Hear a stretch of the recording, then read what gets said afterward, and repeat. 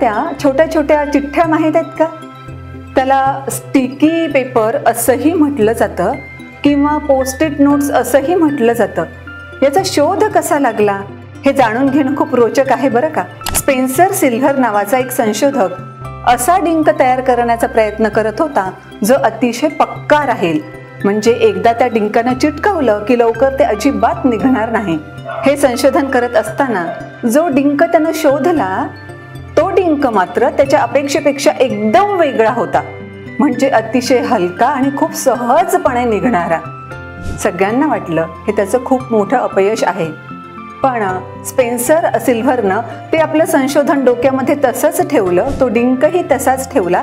याचा दुसरीकडे कुठे वापर करता येऊ शकतो का यावरही त्याचा विचार चालूच होता. आणि अचानक त्याला त्याच्या मित्राची आठवण झाली. त्याचा मित्र आर्थर फ्राय गाण्यांचा खूप रसिक होता आणि गाण्यांची भरपूर पुस्तकं तो वाचायचा. मग पुस्तक वाचता वाचता मध्येच जर ते पुस्तक हातातून सोडावं लागलं तर कोणत्या पेजवर आपण होतो हे कळावं म्हणून तो बुकमार्क वापरायचा. पण नेमकं व्हायचं काय, पुस्तकं हँडलिंग करताना ते बुकमार्क कुठेतरी गळून पडायचे आणि आपण कोणत्या पेजवर होतो हा पुन्हा एकदा मोठा प्रश्न त्याला पडायचा. तिथे हा डिंक काही करू शकतो का ही आयडिया स्पेन्सर सिल्व्हरला आली आणि त्यानं लगेच त्या डिंकाचा वापर करून छोट्या छोट्या चिठ्ठ्या बनवल्या, ज्याला पोस्ट-इट नोट्स असं म्हटलं जातं किंवा आपण त्याला स्टिकी नोट्स असंही म्हणतो.